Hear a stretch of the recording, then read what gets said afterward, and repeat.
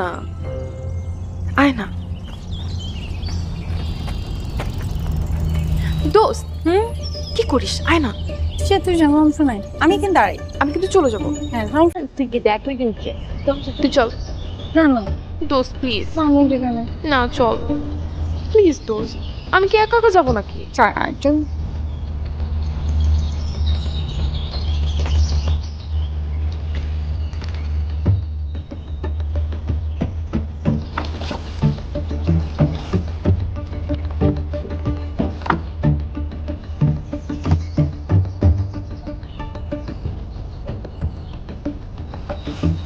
দোস্ত চল না, বইগুলো দেখ না। তার দিকে একটা বই। উফ চুপ কথা, এখন এসব বই না দেখলে বিয়ের পর ইমোশন কাজ করবে না। হ্যাঁ দেখ ধর দোস্ত, এই দোস্ত একটু পছন্দ করে দে না। আয় না প্লিজ। দেখ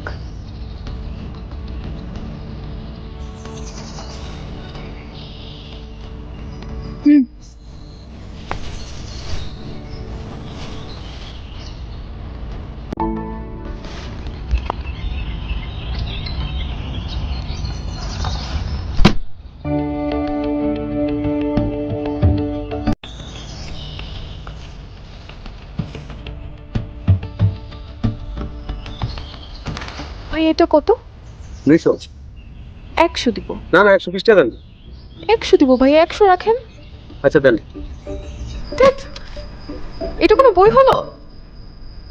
কেন দোস্ত, সব পচা নাকি? জঘন্য বই বেচার ধান্দা। ভিতরে বোরিং 90 দশকের প্রেম, আর বিপরীতে চুম্মা চাটরিছেন। ধ্যাৎ, আমার 100 টাকাই মাটি। বইটাতে পচা কিচ্ছু নাই।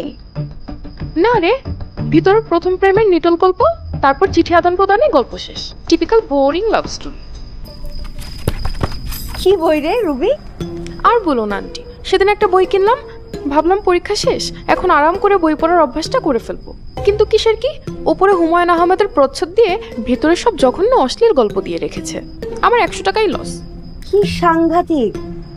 একটা মানি লোককে অপদস্থ করার জন্য সবাই উঠে পড়ে লেগেছে। ঠিক একদম ঠিক বলছো, আজকাল মানির মান বলে কিছুই নাই। ওমা, এই শিলা, তুই এমন করে বসে আছিস কেন? তোকে বাথরুম চেপেছে, বাথরুমে যাবি? ম্যাডাম আমার বিয়ের কথা শোনার পর থেকে ঝিম মেরে বসে আছে। তোর বিয়ে এত জলদি? এই প্রেমের বিয়ে নাকি রে? সত্যি করে বল। না আন্টি, বাবার বন্ধুর ছেলে, মানুষ ভালো, তাই বিয়ে দিয়ে দিচ্ছে বাসা থেকে। বাহ, বেশ ভালো। বিয়ের ডেট কবে ঠিক হয়েছে? সামনের 12ই শ্রাবণ। মা তোমাদের যেতে বলেছে, খুব খুশি হবে মা। এই যে দেখ, তোর মায়ের কথা মনে করিয়ে দিয়ে খুব ভালো করেছিস। তোর মার জন্য আচার বানিয়েছি, আয় নিয়ে যাবি। আয় তো, নিয়ে যাবি।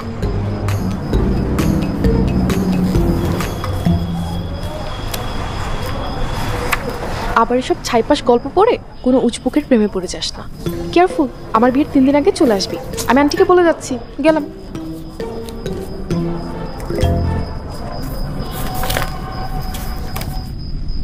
এইমাত্র যে অপরূপ মানুষটা নীল অপরাজিতা বইটি খুলল, তার সুন্দর দুটি চোখকে উৎসর্গ করছি। যে মানুষের দেখার চোখ যত সুন্দর, তার কাছে পৃথিবীটাও তত সুন্দর। একটু আ করেন, আর ট্রাই করেন, এই তো একটু চেষ্টা করেন। আ করে আ, অ অ আ, কথা বলতে হবে। ঘামছেন কেন সিরাজ ভাই? শরীর খারাপ? না এমনি। ইউনিভার্সিটি যাসনি? এই সেমেস্টারটা ড্রপ দিব ভাবছি।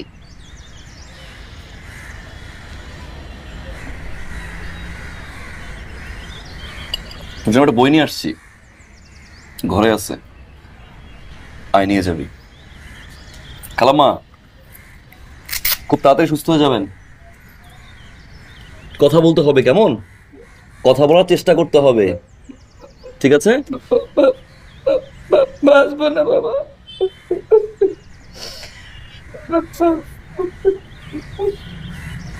খালাম্মা, এই পৃথিবীতে না আমরা সবাই একবার করে মরে যাই। মরে যাওয়ার আগে জীবনটা তাদের জন্য যারা মরে যাওয়ার আগে মরেন। বেঁচে থাকাটা আমার সবচেয়ে বড় নিয়ামত। বেঁচে থাকার অধিকার সবারই আছে। কখনো মরে যাওয়ার কথা বলবেন না, কেমন? আমরা সবাই আপনাকে ভালোবাসি না? আমি অপেক্ষা করছি আপনি কবে সুস্থ হবেন, আমাদের সাথে কথা বলবেন, হাঁটবেন, আমাকে চা করে খাওয়াবেন। দে,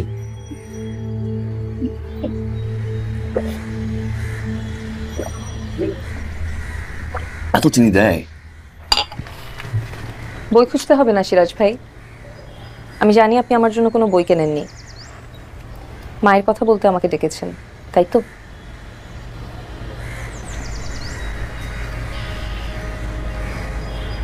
আচ্ছা সত্যি করে বলেন তো,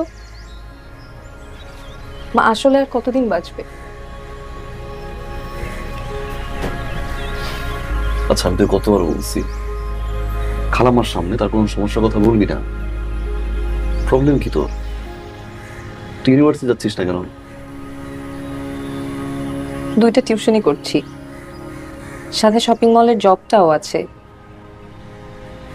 সব মিলিয়ে পেরে উঠছি না। বাসায় এসে মায়ের যত্ন নেয়া, ঘুমও হয় না ঠিক মতো। মাঝে মাঝে তো মনে হয় সবকিছুর মুক্তি দিয়ে মা চলে যাবে একদিন সবকিছু ছেড়ে। চিন্তা করিস না, খালাম্মা সুস্থ হয়ে যাবে। মন খারাপ করিস না। বাহ, এই বইটা সুন্দর তো। আরে এই বইটা তো খুঁজছিলাম। হ্যাঁ এটাই তো, এটাই। নীল অপরাজিত।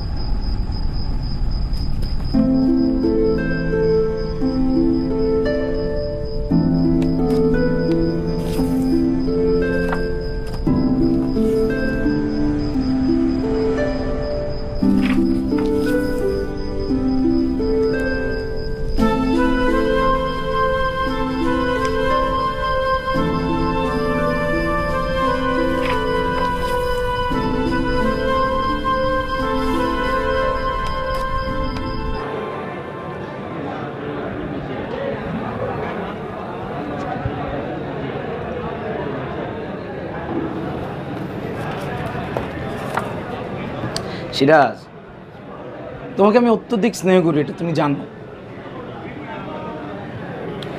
কিন্তু বেঈমানের সাথে আমি ইমান দেখাই না, এটাও তুমি জানো। তুমি তো বেঈমানি করলা সিরাজ। ভাই আমি আপনার কথা ঠিক বুঝতে পারছি না। তোমাকে আমি পয়লা দিনই বলছিলাম, বই মানে আমার কাছে 18+ চকচকা বই। সবাই সাহিত্য কপ চায়, আমি উঠতি বসে ছেলে মেয়েদের খোরাকি দিই, বিনোদনের খোরাক। ওদের এসব বিষয়ে যদি আমি শিক্ষা না দিই, এডুকেশন না দিই, লেসন না দিই, ট্রেনিং না দিই, তাহলে বিয়ের পরে ওরা তো বউ ধরে রাখতে পারবে না। কথা বুঝো নাই? ভাইয়া আমি আপনার কথা মতোই কিন্তু প্রচ্ছদের নোংরা ছবি ব্যবহার করলাম। নিজের নামটাও পরিবর্তন করে মেঘদূত রেখেছি।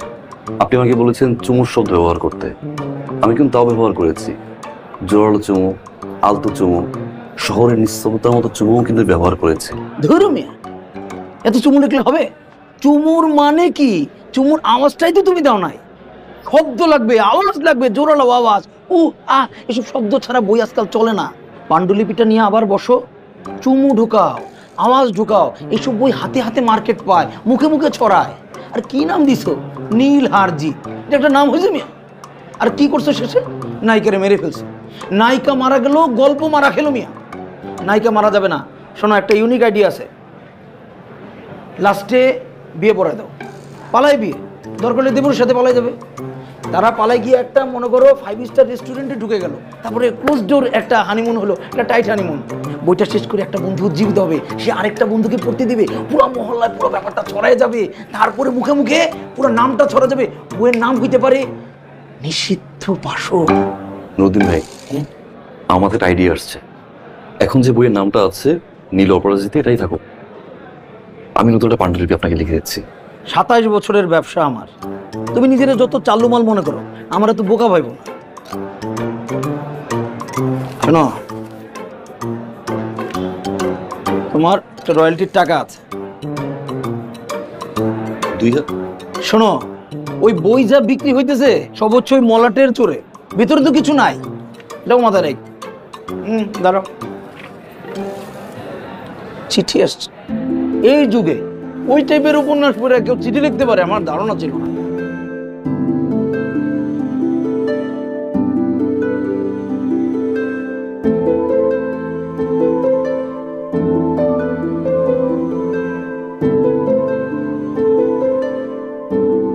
নীল অপরাজিতাকে ছেড়ে চলে গেল কেন? অপরাজিতাকে কেন মেরে ফেললো? এটা খুব অন্যায়। মেঘদূত, আপনি খুব নিষ্ঠুর। বইটা পড়ে আমি কান্না থামাতে পারছি না। আমার খুব কষ্ট হচ্ছে। আমার নীলকে খুব দেখতে ইচ্ছে করছে। জানেন, অপরাজিতার মতো আমারও নীল অপরাজিতার ফুল গাছ আছে। আমার প্রিয় ফুল অপরাজিতা। আমার বান্ধবী রবিনার নাকি এই বইটা পছন্দ হয়নি। আপনি বলেন তো মেঘদূত, এত সুন্দর বই কে পছন্দ না করে থাকতে পারে?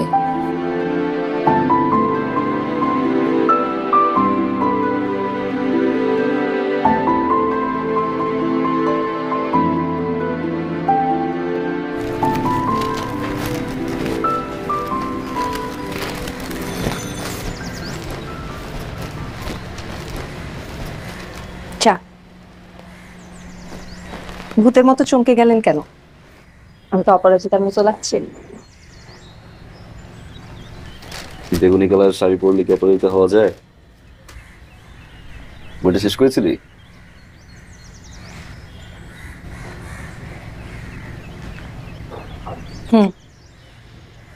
আমি চাই না তো জীবনটা অপরাজিতার মতো হোক। আচ্ছা সিরাজ ভাই, আপনি সবসময় কালো শার্ট পরেন কেন? ময়লা কম হয়, অনেকদিন পরা যায়। ব্যাচেলার মানুষ তো, কাপড় ধোয়াটা আলসেমি লাগে। আপনার ডেনিমের শার্ট অনেক পছন্দ না?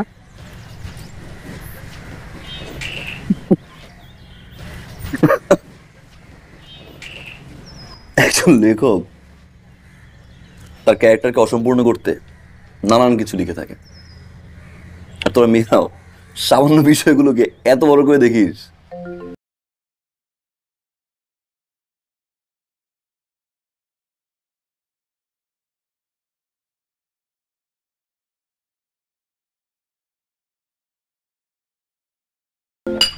জঘন্য চা। শিলা, একজন লেখকের সার্থকতা কখন জানেন? যখন তার সৃষ্ট চরিত্রগুলোর সাথে মানুষ একই সাথে হাসে, কাঁদে, স্বপ্নে ভাসে। জানেন, আজ আপনার চিঠি না পেলে আমি হয়তো লেখালেখিটা বন্ধ করে দিতাম।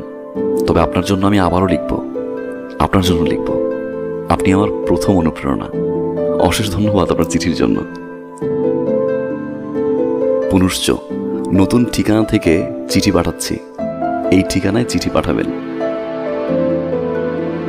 আর পরের চিঠিতে আপনার সম্পর্কে জানতে চাই, জীবনের প্রথম অনুপ্রেরণাকে দেখতে চাই। দেখা পাবো?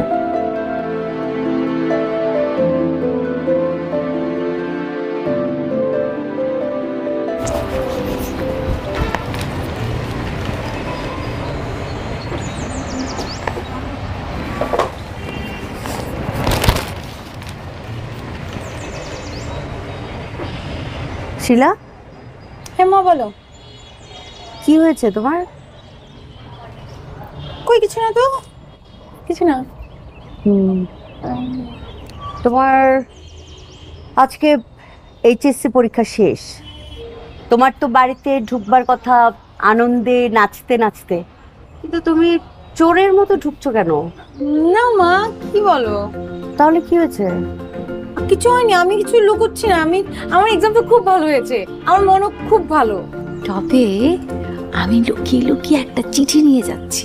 তুমি না মনের কথা বুঝো, বলো তো কি আছে এই ব্যবহারিক খাতায়? মনে মনে কথা বলছো কেন? মায়েরা সব বোঝে। মায়েদের সামনে দুইটা চোখ, পেছনে দুইটা চোখ। দাও তোমার ব্যবহারিক খাতাটা দাও। দাও খাতাটা। হ্যাঁ আপা, কি বলছো তুমি? আরে কখন চুরি হলো?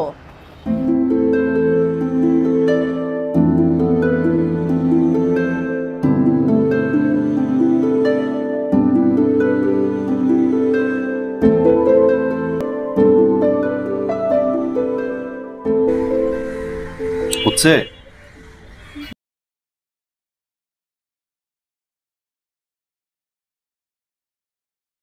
ডাক্তার, তো কতদিন ধরে চলছে এই ধান্দা? ঠিক বুঝলাম না কি। দীপক ভাই, আমি না তোমাকে আগেও বলেছি যে উনি একজন ফিজিওথেরাপিস্ট, ওনার কাজ মাকে থেরাপি দেয়া। এসব হাতুড়ি ডাক্তার দিয়ে চিকিৎসা করালে মাকে বাঁচাতে পারবা? 3-4 মাসে কতটুকু ইমপ্রুভ হয়েছে তার? ওরে কত দাও মাসে? সিরাজ ভাই তোমাকে দিবে না। মেঘদূত নীল অপরাজিতা আমার পড়া প্রথম উপন্যাস। জানেন, আমিও না অপরাজিতার মতো চিনি ছাড়া চায়ের সাথে টোস্ট বিস্কিট চুবিয়ে খাই এখন। আমিও আমার অপরাজিতা গাছ দুটোর নাম রেখেছি মেঘমালা আর নিহারিকা। আমার না আরো উপন্যাস পড়তে ইচ্ছে করছে। আচ্ছা, আপনার কি কি বই আছে আমাকে পাঠাবেন? ও হ্যাঁ, এবার আমার নিজের পরিচয় দিই। আমি শিলা মোর্শেদ, বাবা মায়ের একমাত্র মেয়ে। বাবা বিদেশ থাকেন, মা সরকারি চাকরিজীবী। আরেকটা মজার ব্যাপার কি জানেন? এই 12ই শ্রাবণ আমার বান্ধবী রবিনার বিয়ে। সবেমাত্র এইচএসসি এক্সাম শেষ করেছি, বের হওয়া তো পসিবল না, তবে রবিনার বিয়ের কথা বলে বের হতে পারবো। তাই আমি চাই এই 12ই শ্রাবণ আমাদের দেখা হোক। আমি অপরাজিতা হব, বেগুনি শাড়িতে আপনার সামনে দাঁড়াবো। আপনি নীল হয়ে ডেনিম শার্ট আর কেসিও ঘড়ি হাতে আমার অপেক্ষায় থাকবেন তো? শিলা, চিঠি হাতে পেলাম দেরিতে। সামনের রবিবারই তো 12ই শ্রাবণ। একজন লেখক তার সুপাঠকের অপেক্ষা থাকবে। আমি নীল হতে পারবো কিনা জানি না, তবে আপনাকে অপরাজিতা হিসেবে দেখব, এটা ভেবেই আনন্দ হচ্ছে। ফাতিহানগর রেল স্টেশন, প্ল্যাটফর্ম নাম্বার 5। অপেক্ষায় থাকবো ঠিক সকাল 11টায়। মেঘদূত। আড়ালে আড়ালে তোমার দেখা, তোমাকে দেখে ভুলি সব ব্যথা। আড়ালে আড়ালে তোমার দেখা, তোমাকে। আপনার পছন্দের ডেনিম শার্ট রেখে গেলাম। টিউশনির টাকা পেয়েছি আজ, সেখান থেকে আপনার কিছু টাকা পরিশোধের চেষ্টা করলাম সিরাজ ভাই। আমার মন জুড়িয়ে বারবার হাজারো শব্দের মাঝে মন যে বলে শুধু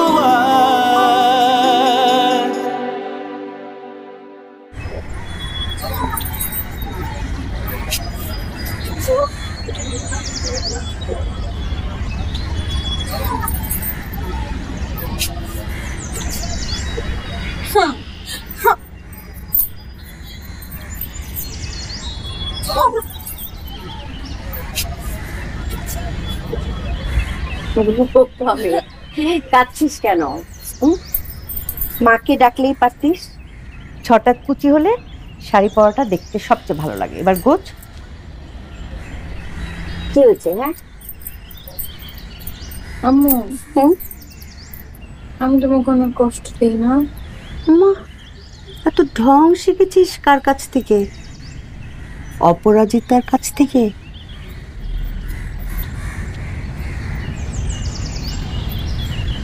শুনছিলা, তোর বয়সটা আমিও পার করে এসেছি। তুই হয়তো ভাবছিস যে তোর মা অনেক বোকা, তাই না? মায়েরা সব বুঝে। জানিস, আমার মা, তোর নানু, আমার মনের কথা কিভাবে যেন বুঝে ফেলতো। মায়ের কাছে কিচ্ছু গোপন করতে হয় না। ছেলেটা কে? আমি অতটা বোকা না মা, আমি সত্যি বলবো আর তুমি বাবার কাছে বলবা? এতই যখন মন পড়তে পারো, বলো তো আমি কি বললাম মনে মনে?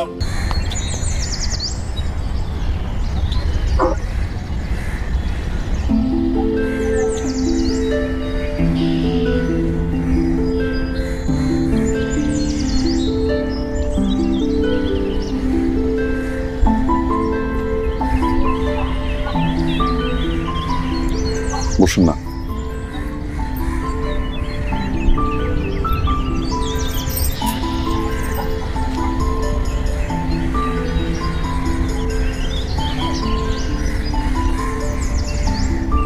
আপনি তো অনেক বাচ্চা একটা মেয়ে। আপনার চিঠি পড়ে অবশ্য ভেবেছি আপনি অনেক বড় হবেন।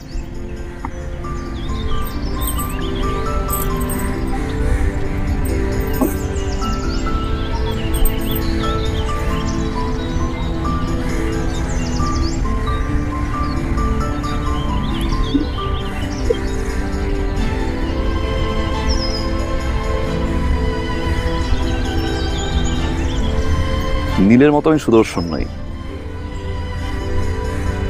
নীল আমার একটা সৃষ্টি মাত্র। নীলের মতো গায়ের রং শুভ্র না, চোখ ধূসর না, চুলটাও নীলের মতো না। দেখেন আমার একটু এলোমেলো মনে হয় না? বাবু পাখি বাসার মতো বলতে পারেন। তবে একটা বিষয় কি জানেন ছিল, আপনি কিন্তু অপরাজিতার চেয়ে অপরূপ সুন্দরী। আপনার মতো সুন্দরী খুব একটা দেখিনি আমি এক জীবনে। আপনি যখন প্রথম আসছিলেন আমার মনে হচ্ছে একটা পরি হেঁটে আসছে, যে কোনো আপনি উড়াল দিয়ে চলে যাবেন।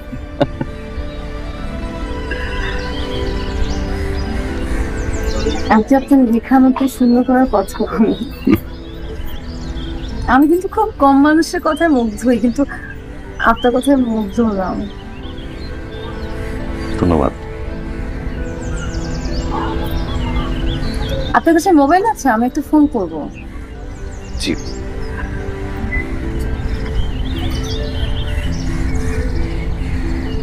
নাম্বারটা বলুন। আপনাকে কেন বলবো? আমার বান্ধবীর নাম্বার। আপনি আমাকে ফোন দিবেন, আমি তুলে নিচ্ছি। আসলে আমার শূন্য না।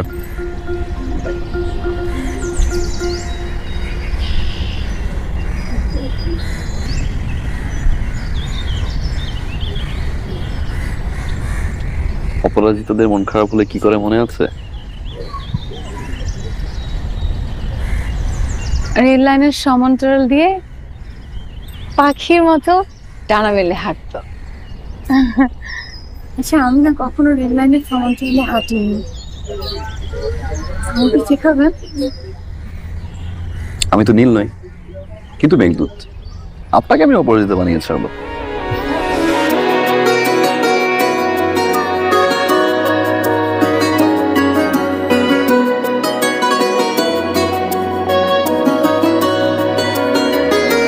শান্ত মন হাঁটে তোর পথে, চাইছে চোখ কিছু বোঝাতে, বুঝে নে চোখের ভাষা পাশে বসে। তুই এলে পথে সাজাবো ফুল, মেলে দিস বুকে খোলা চুল, বুঝিয়ে দে তুই আমায় একটু হেসে। খুলে দে জানালা, আছি দেখ দাঁড়িয়ে, মন যে উতলা, দে হাত বাড়িয়ে। খুলে দে জানালা, আছি দেখ দাঁড়িয়ে, মন যে উতলা, দে হাত বাড়িয়ে।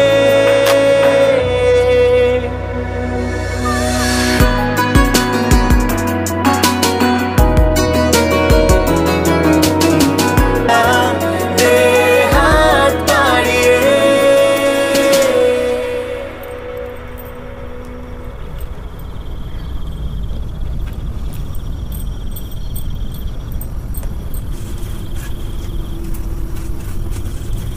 মেঘদূত, কোনো সিরাজরা পায় না, যদি পায়ও করুণা করে পায়। আপনি অনেক ছোট।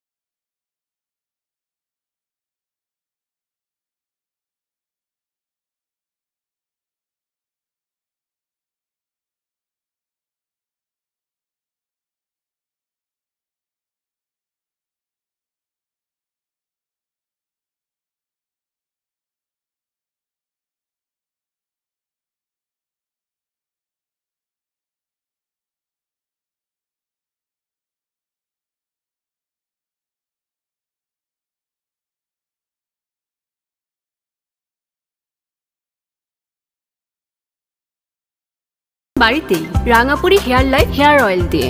রাঙাপুরি hair life hair oil, extra cooler healthy চুলের জন্য Rangapuri hair life hair oil. Aloe vera এবং রোজ এক্সট্রাক্ট যুক্ত রাঙাপুরি হেয়ার রিমুভাল ক্রিম, ত্বকের সৌন্দর্যে নো কম্প্রোমাইজ।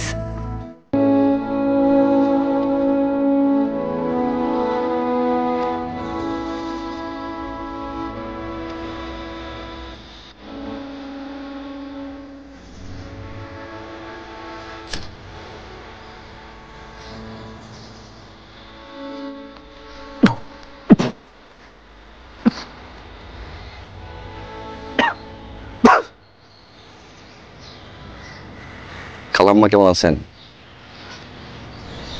যদি জানার ইচ্ছা থাকতো তাহলে তো বাসায় আসতেন। সবসময় কি আর ইচ্ছাকে প্রাধান্য দেওয়া যায়? মাঝে মাঝে বিসর্জন দিতে হয় অন্যের জন্য। ঠিক তাই, এই জন্যই মাও হয়তো নিজের ইচ্ছাকে বিসর্জন দিয়েছেন। কিসের ইচ্ছে? বেঁচে থাকার ইচ্ছে। মানে? মা মারা গেছে সিরাজ ভাই, আজ 14 দিন হলো। আপনাকে ফোন দিয়েছিলাম, ফোন বন্ধ ছিল। সদর হাসপাতালে নিয়ে গেলাম, ওখানে এক অপরিচিত ডাক্তারকে দেখে সিরাজ মনে করে অনেকক্ষণ হাত ধরে বসেছিল।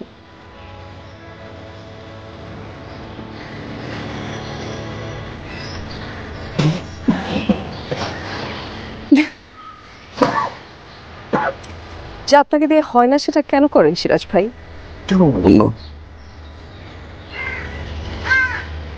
কেন আমি জীবনে কোনো কিছুই পাই না? সিগারেট পর্যন্ত খেতে পাই না। কেন এই জীবন আমাকে এত করুণা করে? যা ছুঁই সবকিছু কেন আমি হারাই? সবকিছু কেন আমার জীবন থেকে চলে যায়? কেন বলবো? শিলার যোগাযোগ করেনি তাই না?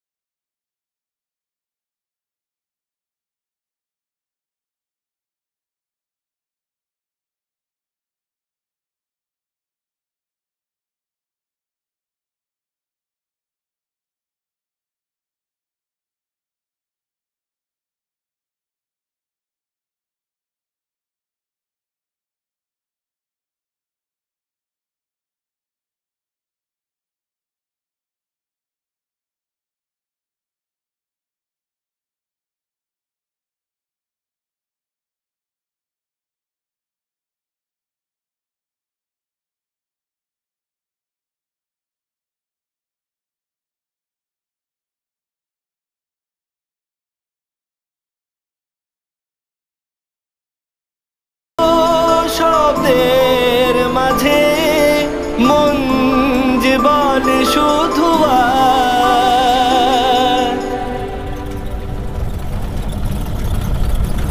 ভাই কই যাবেন?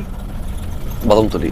ভাই আজকে তো বৃহস্পতিবার ভাই, আজকে তো ভাই বাদামতলি যাবো না ভাই, সামনে উঠানে নাম দেবো ভাই।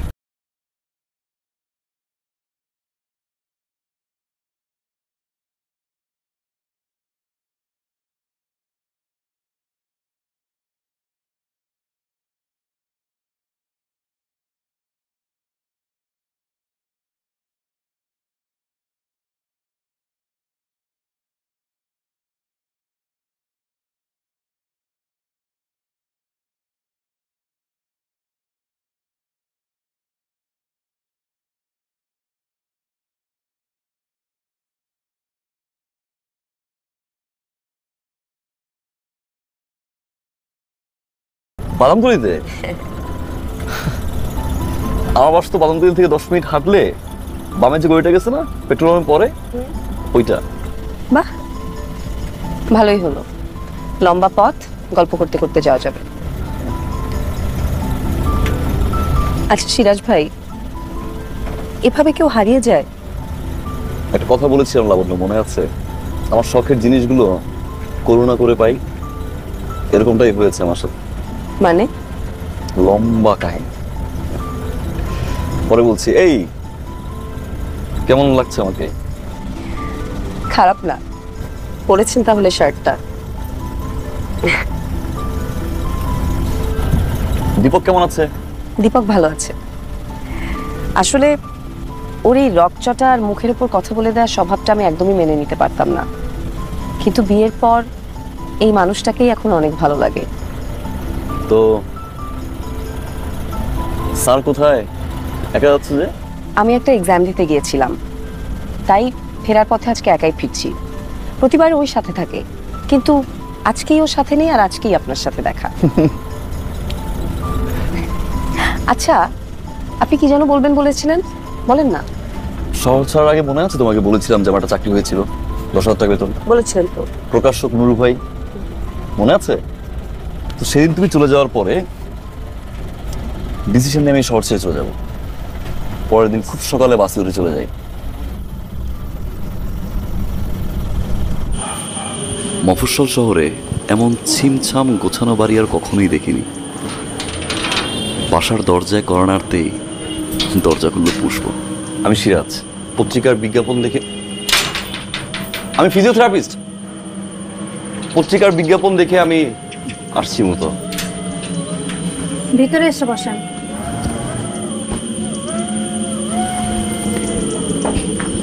আমি অপেক্ষা করছিলাম, কিন্তু পুষ্প ফিরে আসার আগেই ঠিক কি যেন শুনতে পেরে কৌতূহল বশত আমি পাশের জানালায় উকি দিয়েছিলাম। দেখলাম একজন অসুস্থ মানুষকে ঘিরে পুষ্প কার সাথে যেন কথা বলছে। হঠাৎ পুষ্প ফিরে দেখে আমার দিকে, ভূত দেখার মতো আটকে উঠি। এরপরে পুষ্প কোনো কথা ছাড়াই গেট খুলে দেয়। আপু আপনাকে ভিতরে ডেকেছে। জি। আমি আশা করেছিলাম খুব বয়স্ক একজন লোকের চিকিৎসা করার জন্য আমি এখানে এসেছি, কিন্তু পুষ্প আমাকে এমন একজনের সামনে নিয়ে যাবে তা হয়তো কখনোই আমি ভাবিনি। আমি বিস্ময়ে হা হয়ে আছি। উফ সিরাজ ভাই, কি আয়োজন করে গল্প বলছেন, মনে হচ্ছে যেন ভূতের ঘটনা শুনছি। জাস্ট বলে ফেলেন না কি হয়েছে। গল্প হচ্ছে আয়োজন করে বলার জিনিস। আয়োজন করে গল্প না বললে সেটা হয় আলাপ। গল্পকার আর বাচ্চার ভিতরে পার্থক্য হচ্ছে কি জানো? গল্প বলার আয়োজন। ধরো আমি যদি তোমাকে শুরুতেই বলে দিতাম যে আমি শিলার বাড়ি। শিলাকে দেখে আমার মিশ্র প্রতিক্রিয়া হলো। প্রথমে মুখে হাসি ফুটে উঠলেও সেটা গায়েব হয়ে গেল নিমিষেই। আমি চেয়েছিলাম শিলার সাথে আমার দেখা হোক, কিন্তু সেই দেখাটা এভাবে হোক আমি চাইনি। আপনি একা আসছেন? জি। মেয়ে পেশেন্টের সঙ্গে একজন মেয়ে থেরাপিস্ট দরকার, সেটা আনেননি কেন? পত্রিকাতে উল্লেখ ছিল না, রোগী ছিল নামে। উল্লেখ থাকার কোথাও না। একজন ডাক্তারের কাছে রোগী মানেই রোগী। ছেলে মেয়ের ভেদাভেদ তো করে সাধারণ মানুষ। শয়তান চেনেন?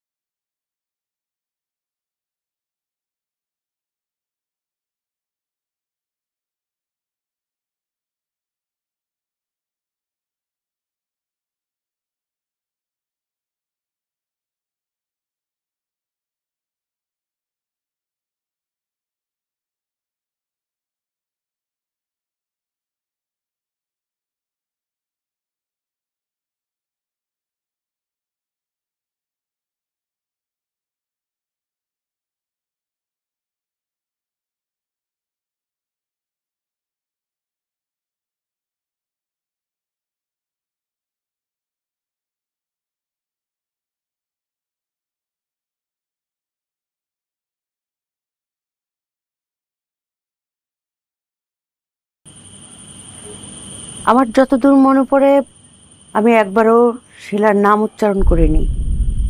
শিলাকে কি আগে থেকে চিনতে? বুঝছি না, আমি ওনাকে মনে হয় বলতে শুনেছি।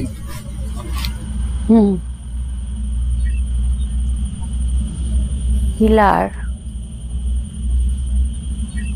অ্যাক্সিডেন্ট হয়েছিল, তারপর থেকে শিলার নিচের পোর্শন অনুভূতি শূন্য হয়ে গেছে, প্যারালাইজড। ফিজিওথেরাপিস্ট ভালো একজন দেখালে ভালো হতে পারে, নাও ভালো হতে পারে। শিলা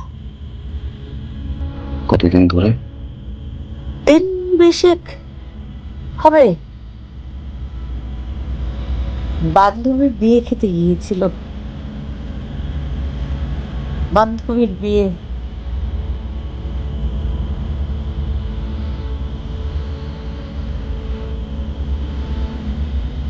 আচ্ছা বাদ দিন,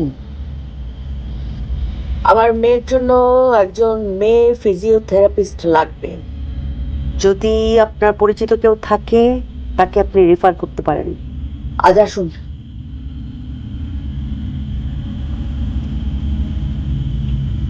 ম্যাম, আমি বলছি না যে আপনি যা বলছেন সব ভুল। আপনি হয়তো আপনার জায়গায় ঠিক আছেন, কিন্তু ম্যাম চাকরিটা আমার দরকার। আমি আপনাকে কথা দিচ্ছি, শিলাকে সুস্থ করতে যা লাগে আমি করবো। আমার জায়গা থেকে আপনার চেষ্টা করবো। সেই ক্ষেত্রে আমার মেয়ের জন্য একজন মেয়ে অ্যাসিস্ট্যান্ট লাগবে।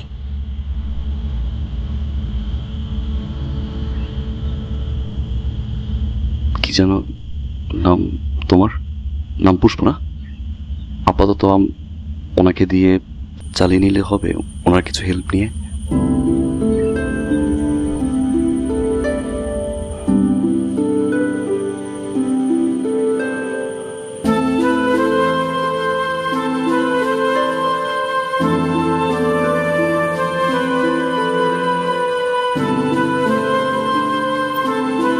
পুষ্প, ভালো করে করো, ও যেন ব্যথা না পায়।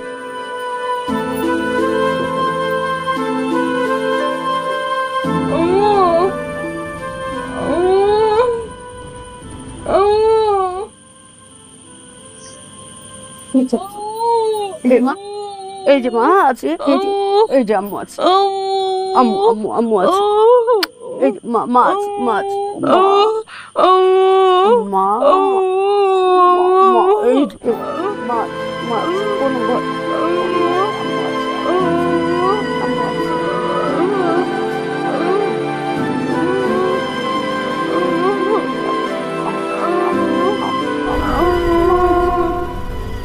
শিলা আপনাকে চিনতে পারেন? চিনতে পারছিল কিনা বুঝতে পারছিলাম না, কারণ আর মা চোখের আড়াল হলেই ও মামা করে ডাকতো। শিলাকে সুস্থ করার জন্য যে চিকিৎসা এক্সারসাইজ দরকার ছিল কিছুই করতে পারছিলাম না। ফিমেল নার্স ছিল না দেখে। আপা আসসালামু আলাইকুম। আপা আপনার টিকিট তো ওই সিটের। ভাইয়া কি আপনার পরিচিত? হ্যাঁ, পরিচিত মানুষ যেহেতু ভাবলাম লম্বা পথ গল্প করতে করতেই যাই। আবার সমস্যা নাই, আপনার চাইলে আমি সিট একসাথে করে দিতে পারি। তোমার এখানে কি হয়েছে? আর বললেন না ভাই, আমার বউটা জঙ্গলে বিলাই পালে, সারাদিন কাম করে বাসায় যাই একটু ঘুমাইতে, আর ঘুম দিছে কাটটা। ইস, তাই বলে এভাবে খাপচি মারবে? সমস্যা নাই আপা, কোনো সমস্যা হলে আমরা জানায়েন, আসি। রাজ্জাক কিন্তু বেশ ভালো ছেলে, প্রতিদিন যাওয়া আসার পথে ওর সাথে আমার দেখা হয়, আর প্রতিদিনও আমার খোঁজ খবর নেয়। মুখে একটা হাসি দিয়ে জিজ্ঞেস করবে, আপা ভালো আছেন? দীপককে চিনে? ও তো প্রতিবারই সাথে থাকে। কেন বলেন তো? জয়ী দীপকের কান ভারী করে। আচ্ছা বললেন না তো, শিলাকে আপনাকে চিনতে পেরেছিল?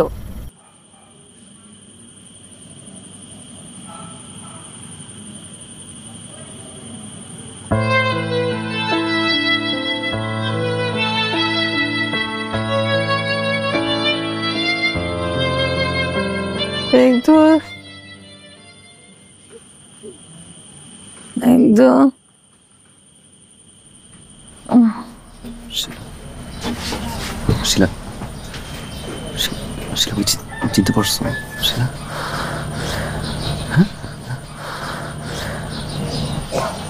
কি অদ্ভুত তাই না, একটা মুহূর্ত একটা জীবন শেষ করতে,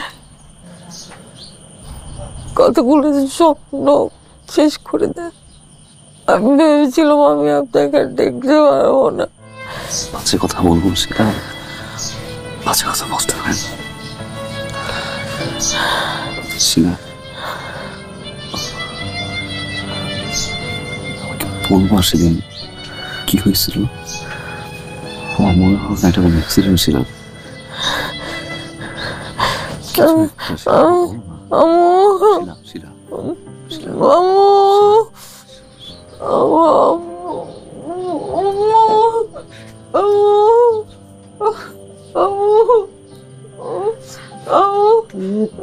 এখানে দাঁড়িয়ে আছো কেন? বাথরুম করবে, যাও, সরো, যাও এখান থেকে।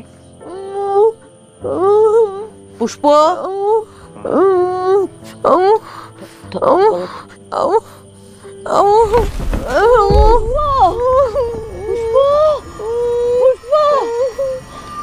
শিলাকে সুস্থ করার একটা উপায় আমার কাছে আছে আন্টি।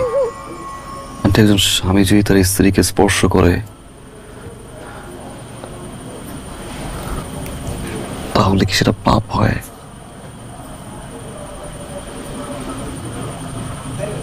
হয় না, না?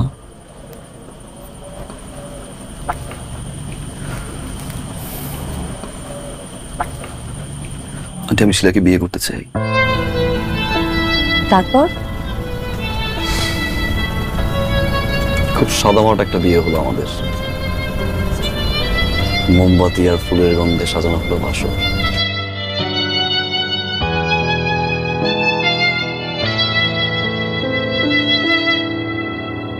তুমি কোন কাননে ফুল, কোন গগনের তারা, তুমি কোন কাননে ফুল, কোন গগনের তারা, তোমায় কোথায় দেখেছি যেন কোন স্বপনের পারা, তুমি কোন কাননের ফুল, কোন গগনের তারা। সেদিন রাতে কি হয়েছিল শিলা? আশ্চর্য, এখানেও রহস্য। আচ্ছা সিরাজ ভাই, কেন মনে হচ্ছে আপনার যে শিলার এই ব্যাপারটা দুর্ঘটনা না হয়ে অন্য কিছু হতে পারে? আর শরীরের দাগগুলো, শরীরের দাগগুলো দেখে আমি এতটুকু শিওর দুর্ঘটনা না। শিলা বলেছিল আপনাকে কি হয়েছিল ওই রাতে? আজকাল পত্রিকাতে ভালো কোনো খবর নেই, শুধু বিজ্ঞাপন আর মডেল।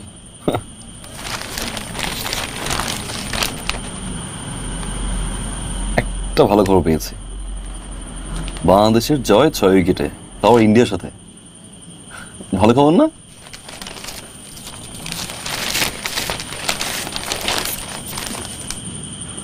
কলেজ ছাত্রীর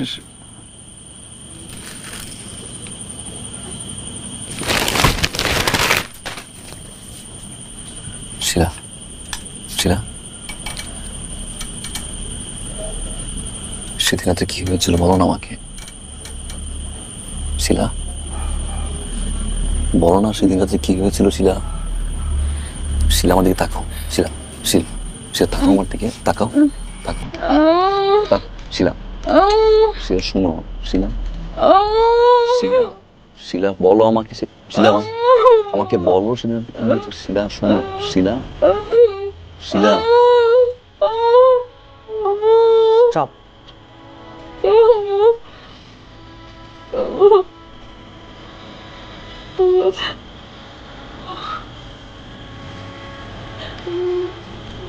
কি জানতে চাও ওর কাছে?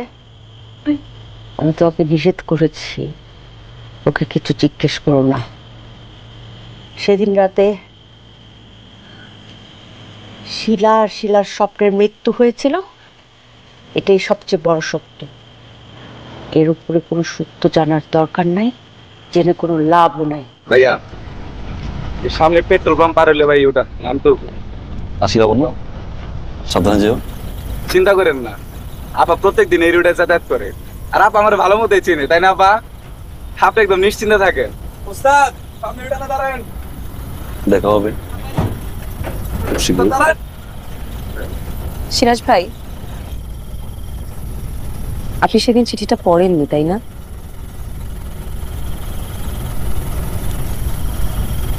কিন্তু হাতে নিয়ে বুঝেছিলাম চিঠির ভিতরে কি লেখা। উত্তরটা আমার হাতে ছিল না। আসলাম।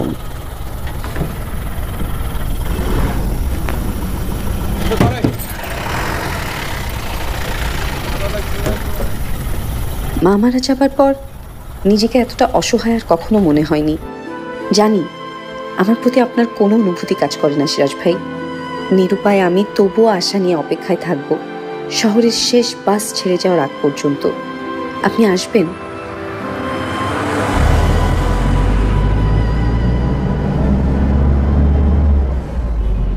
ভাই, বাস কোথায় যাচ্ছে? বাস কোথায় নিয়ে যাচ্ছেন আপনারা? ডরেন না আপা, চাক্কায় হাওয়া নাই তো, চাক্কায় হাওয়া দেওয়ান লাগবো।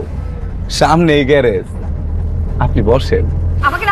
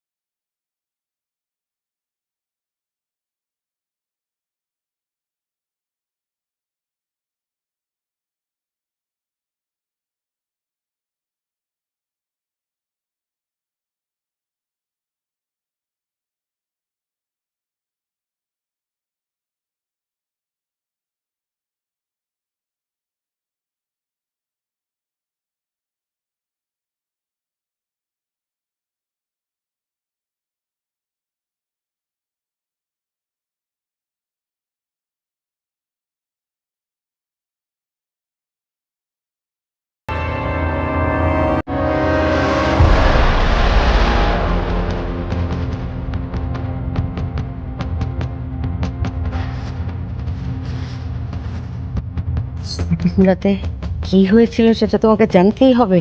জানতে চাই। সেদিন রাতে আমার মেয়েটা ভয়ঙ্কর ভাবে রেপ হয়েছিল। বাসের ড্রাইভার, বাসের হেল্পার আমার মেয়েটাকে ধর্ষণ করে। আমি থানায় ছুটে গিয়েছিলাম, কিন্তু তারা থানায় দেখায় সেটা একটা অ্যাক্সিডেন্ট। ওর সবকিছু অ্যাক্সিডেন্ট। থানাও কিচ্ছু করতে পারে নাই, মামলা নেয় নাই।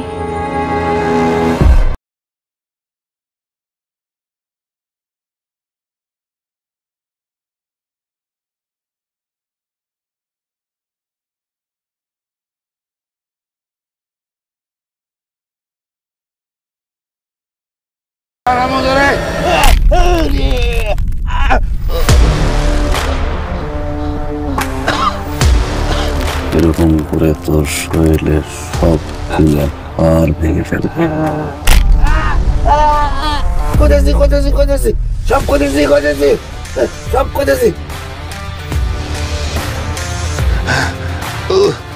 সব কইতেছি। বাসে উঠতি বয়সের মেয়ে মানুষ আসলে আমার মাথা পাগল হয়ে যেত, মাথায় কোনো কাম করতো না। সেই সময় খালি চোখ দিয়ে গিলতে থাকতাম। কিন্তু একটা সময় যখন চোখের খিদার মৃত্যু না, তখন আমার ভাইস্তে রাজ্জাক ওর সাথে প্ল্যান করলাম কি নাটক করলে পরে দর্শন করেও আমরা আমাকে ক্ষুধা মিটাইতে পারব। প্ল্যান সাকসেস হলো। প্রথম 6 মাসে আমরা 6টা মেয়েরে টপকায় দিলাম।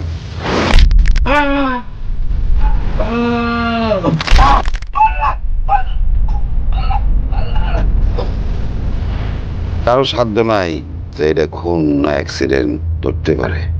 শুক্র শনি সরকারি ছুটি, এই জন্য বৃহস্পতিবার রাত বেছে নিতাম। প্রথম মারতে যাইতাম না, কিন্তু না মারে কি উপায় আছে কম? এমনিতেই জীবন থাকা আর না থাকার সমান। তাই দয়া করতাম চাচা ভাইস্তে মিলে মাথা পিছু বাড়ি দিয়ে অজ্ঞান করে রোডের মাঝখানে নিয়ে শুয়ে রাখতাম। তারপর উপর দিয়ে গাড়ি চালাই দিয়ে মাজার নিচের সব থাকলাই, যাতে কেউ দেখে বুঝতে না পারে যে এটা অ্যাক্সিডেন্ট না মার্ডার। কিন্তু ঝামেলা বাঁধালো একটা মায়া।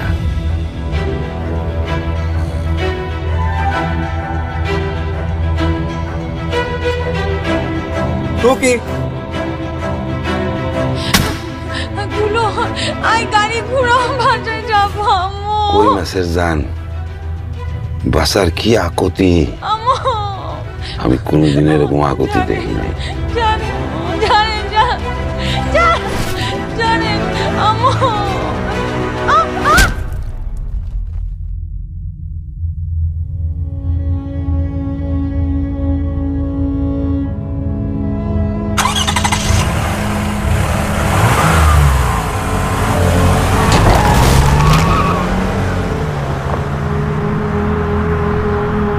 কিন্তু মায়াটা মরল না, বাইসে গেল।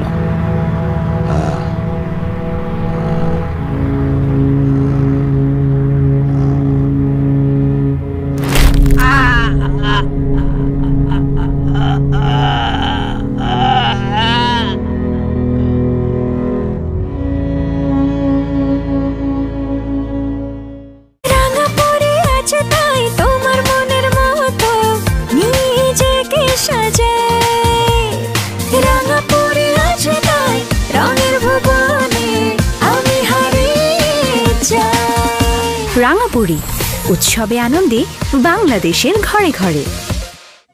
জানেন মেঘদূত, মাঝে মধ্যে আমার মনে হয় যে মৃত্যু আমাকে ভয় পায়, আমার কাছে আসতে চায় না। মৃত্যু তাদের কি ভয় পায় শিলা, যারা মৃত্যুকে অনেক আগে থেকেই জয় করে আসে। পৃথিবীতে মানুষ বেঁচে থাকার কিছু কারণ থাকে শিলা। তোমার কারণ হচ্ছে পৃথিবীকে অনেক কিছু দেখানোর বাকি। তুমি আকাশ থেকে ঝরে পড়া ক্ষণজন্মা শিলার বৃষ্টি নও শিলা, তুমি ইস্পাত সমুদ্রের রূপান্তরিত শিলা। শিলা আছে বলেই মেঘদূতের জন্ম হয়।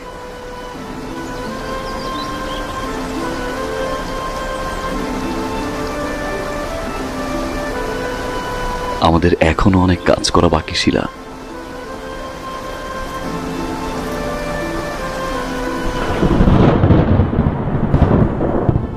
বেঁচে থাকার অধিকার সবারই আছে, তাই ধর্ষক হলেও বাঁচিয়ে রাখলাম।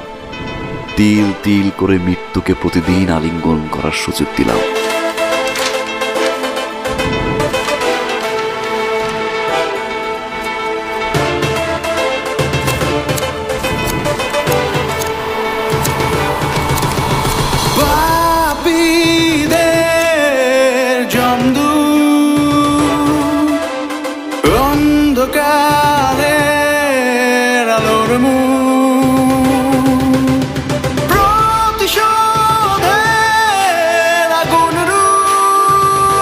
আইন অন্ধ, সেই অন্ধ আইনের চোখে আলো ফেরাবে মেঘদূত।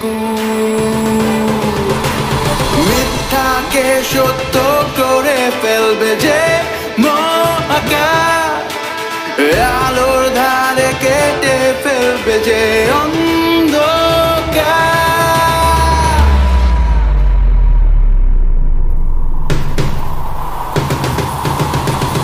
হয়ে যাক সব ছাই, ভেঙে যাক সব স্বপ্ন, যেখানে হিংস্র পশুর কালো ছোবল করছে নানান প্রশ্ন। কে দেখেছে ন্যায়ের গোড়াতে করছে কে প্রতিবাদ, আর তোমার চোখের কালো বাঁধনে দিচ্ছি অভিশাপ। মেঘদূত এলো মশাল হাতে, ভাঙবে পাঁজর শক্ত হাতে, দেখবে তুমি নগ্ন চোখে প্রতিবাদ প্রতিবাদ। আর হাহাকারে পুড়ছে শহর, পাপীরা সব বেগ খবর, জিন্দা লাশে কাফন বন্দি সবার না বিশ্বাস। মেঘদূতের আবির্ভাব, পাপীদের বিনাশ। মেঘদূতের আবির্ভাব, পাপীদের বিনাশ। ইয়েস, এটা কি লতিফ স্যারের বাসা? আমি লতিফ বলছি। আপনি কে? মেঘদূত।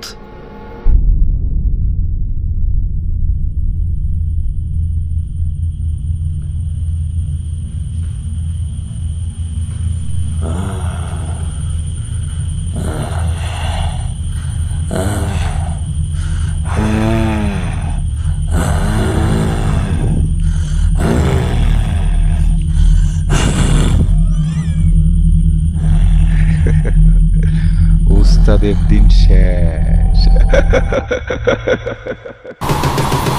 হয়ে যাক সব ছাই, ভেঙে যাক সব স্বপ্ন, যেখানে হিংস্র পশুর কালো ছোবল করছে নানান প্রশ্ন। কে দেখেছে ন্যায়ের গোড়াতে করছে কে প্রতিবাদ, আর তোমার চোখের কালো বাঁধনে দিচ্ছি অভিশাপ। মেঘদূত এলো মশাল হাতে, ভাঙবে পাঁজর শক্ত হাতে, দেখবে তুমি নগ্ন চোখে প্রতিবাদ প্রতিবাদ। আর হাহাকারে পুড়ছে শহর, পাপীরা সব বেগ খবর, জিন্দা লাশে কাফন বন্দি সবার না বিশ্বাস। মেঘদূতের আবির্ভাব, পাপীদের বিনাশ।